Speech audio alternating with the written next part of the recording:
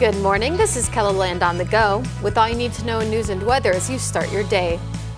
One of two men charged in a high-profile shooting in Sioux Falls goes on trial this week for murder. Lamont Burks Jr. is accused of opening fire at Dunham Park in August of 2024, killing 29-year-old Joshua Allen Jr. and injuring 3 others.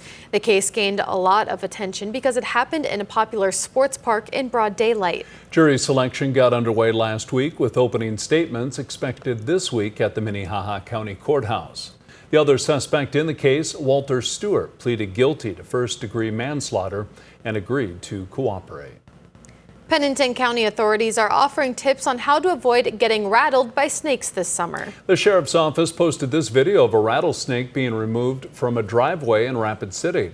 The post says you can make your yard unwelcoming to rattlers by removing such items as food with rodents and insects and removing brush and wood piles, any place where snakes can take shelter. Also keep an ear out for their distinctive rattling sound. That's a snake's warning that you are getting too close. Western South Dakota is home to one venomous species of rattlesnake, the prairie rattler. South Dakota's primary election is just a day away, and voters are preparing to make their way to the polls. One Sioux Falls voter tells us about what he's expecting when votes are counted Tuesday night.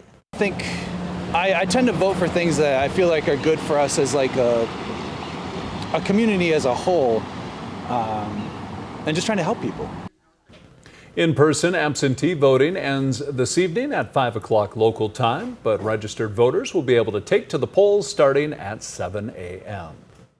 Well, now let's get a check on our weather with meteorologist Scott Munt. Good morning, Scott. Good morning, Summer. Good morning, everybody. Looks like we'll have temperatures in the 70s and 80s this afternoon. Watching for developing thunderstorms in the parts of western South Dakota during the afternoon and evening. Rapid City will have a high of 75, 80 in Pierre, 78 in Aberdeen, and 83 in Sioux Falls. And Brian will have more details on your forecast coming up.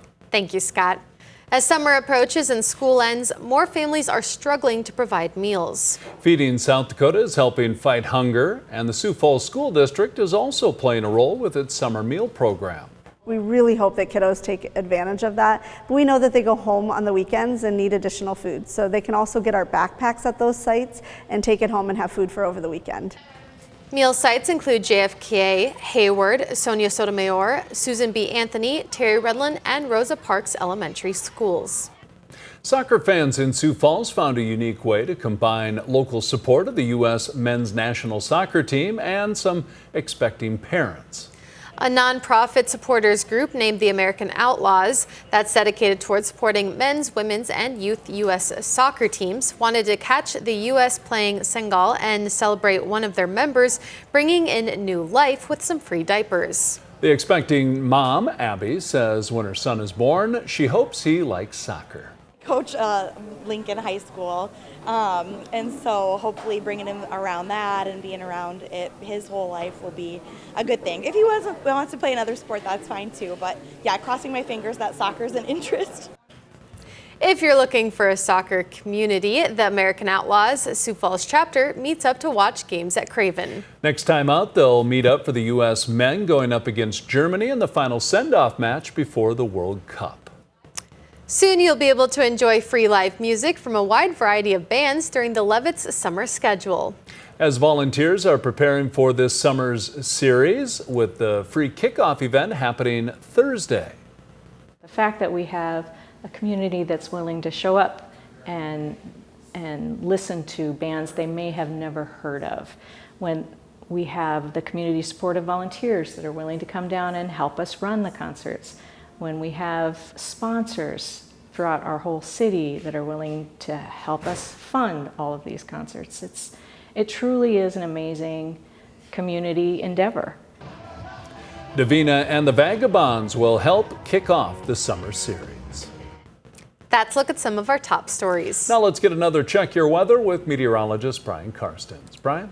All right, as we watch the weather, of course, things will, I'm sure, be busy at times again. Like last night, we had storms and, of course, storms prior to that. So when you look at the weekend rain totals, western South Dakota, these pockets of yellow and dark green, all of those are indicators of at least 1 to 2 inches of rain.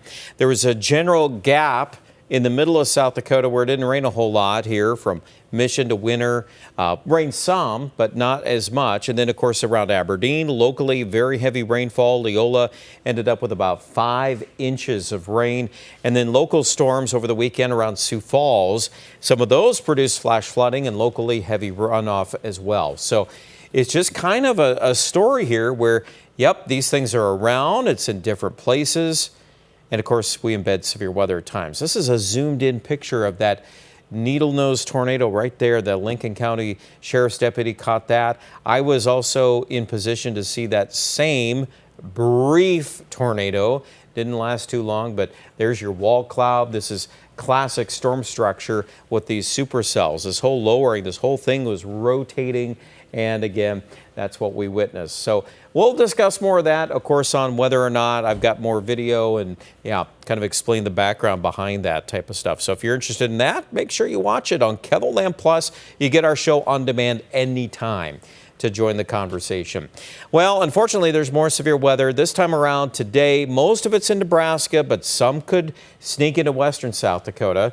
We need moisture. We've talked a lot about that, and that's where I guess the good side of this equation is storms can produce some more meaningful rain. So we've got a slight risk tomorrow in the yellow. That's a lot of folks in western South Dakota. And then on Wednesday, that will shift a little bit up into northeastern KEVLAND. So continue to monitor that in the forecast. Today, your hourly temperatures, a lot of 80s today. There are those storms late in the afternoon in southwest South Dakota. Highs today, we're looking at 81 Brookings, 81 in Watertown. Your 7-day forecast, we're in the low to mid 80s right through the middle part of the week. And again, the chance of rain will go up in Sioux Falls Wednesday and Thursday. I also anticipate that Aberdeen will start to pick up better chances of rain through midweek.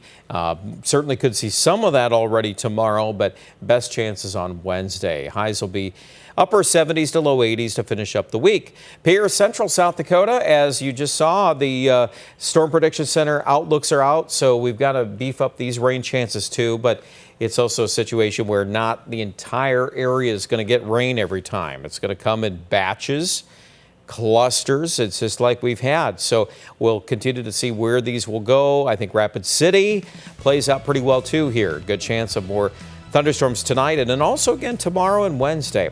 Check out more coverage on the weather at KEVLAND.com.